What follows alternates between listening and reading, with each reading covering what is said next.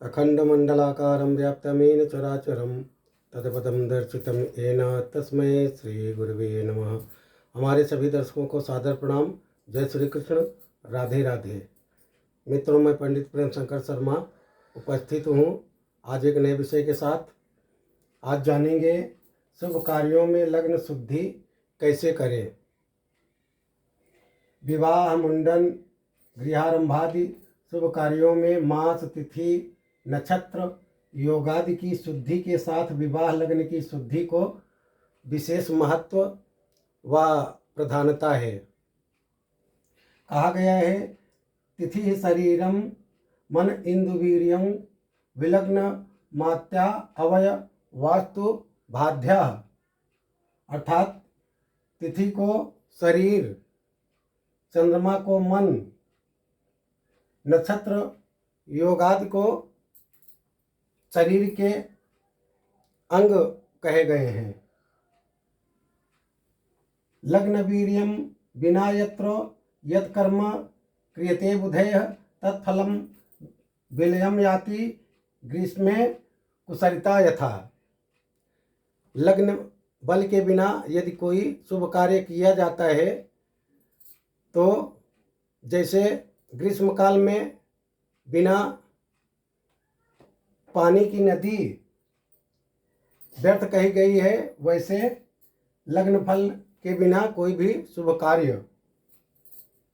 आगे कहा गया है, ताज्या लग्ने अब्दयोः मंदः खट्टे शुक्रेन्दु लग्नया रंध्रे चंद्रा दया पंच सर्व अब्ज गुरु समो। अर्थात लग्न, षष्ठम भाव, सप्तम भाव और अष्टम भाव या राशि पकड़ लें। लग्न में सूर्य, चंद्र, शनि, मंगल, राहु, केतु आदि क्रूर ग्रह ना हो, इसमें से कोई भी एक ग्रह नहीं होना चाहिए। जब हम कोई भी शुभ कार्य करने जा रहे हैं, जैसे विवाह, मुंडन, नए घर के आरंभ की शुरुआत, गृहारंभ, और अष्टम भाव में चंद्र, शुक्र व लग्नेश ना हो।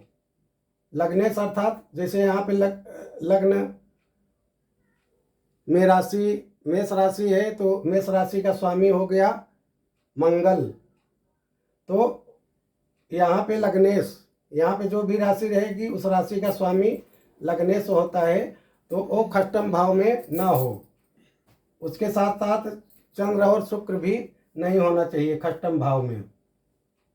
सप्तम भाव में कोई भी ग्रह ना हो, और अष्टम भाव में चंद्रमा, मंगल, बुध, गुरु, शुक्र व लग्नेश ना हो, अर्थात शुभ ग्रह नहीं होना चाहिए।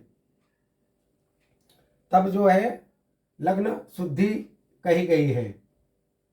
आगे और क्या कहा गया है, तृतीय भाव में शुक्र,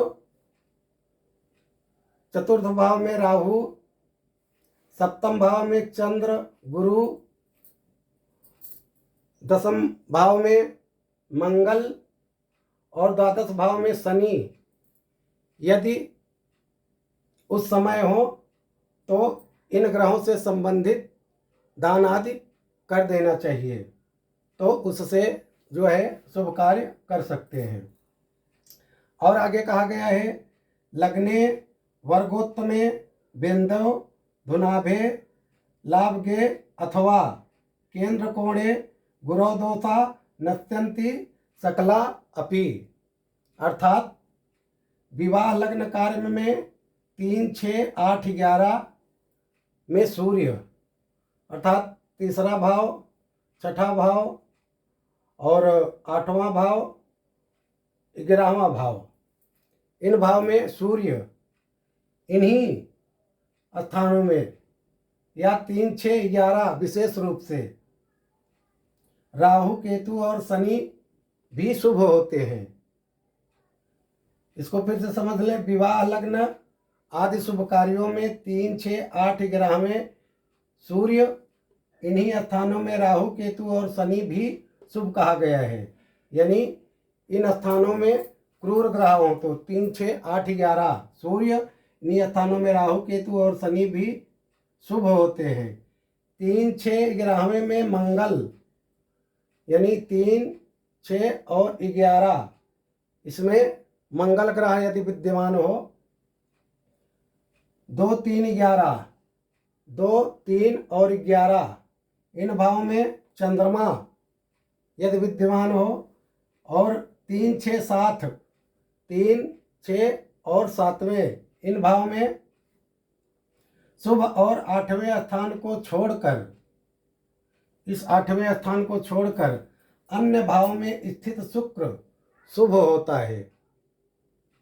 11वें भाव में सूर्य तथा केंद्र त्रिकोण में, केंद्र हो गया 1, 4, 7, 10 और त्रिकोण हो गया 5, 9, लग्न भी त्रिकोण में कहा गया है कहीं कहीं पे। तो केंद्र त्रिकोण में गुरु लग्नगत अनेक दोषों का परिहार करते हैं। इन भाव में जो कहा गया है इसको एक बार फिर से समझ लें। विवाह लग्न अथवा शुभ कार्य में 3, 6, 8, 11 में सूर्य, इन्हीं स्थानों में राहु केतु और शनि भी शुभ होते हैं। अर्थात 3, 6, 8, 11, 3, 6 और 11वें में मंगल, 3, 6 और 11वें में मंगल, 2, 3, 11वें में चंद्रमा, 2, 3 और 11वां इसमें इस भाव में चंद्रमा, 3, 6, 7 शुभ, और 8वें स्थान को छोड़कर, 8वां स्थान ये हो गया, इसको छोड़कर अन्य भावों में स्थित गुरु शुभ होता है। यानी 11वें भाव में सूर्य तथा केंद्र त्रिकोण में गुरु लग्नगत अनेक दोषों का परिहार कर देता है। यानी इन स्थानों में जो कहा गया है, यहाँ पर यदि गुरु विद्यमान है तो लग्न में यदि कोई दोष है तो उसका परिहार हो जाता है। आशा करता हूँ कि हमारे द्वारा दी गई जानकारी आप लोगों के समझ में आ गई होगी। इसी के साथ मैं अपनी वाणी को विराम देता हूँ। सर्वे भवन्तु सुखिनः, सर्वे सन्तु निरामयाः, सर्वे भद्राणि पश्यन्तु, माँ कच्चित् दुर्भाग् भवेत्। ओम शांति शांति शांति, सुशांतिर्भवतु, सर्वारिष्टो शांतिर्भवतु।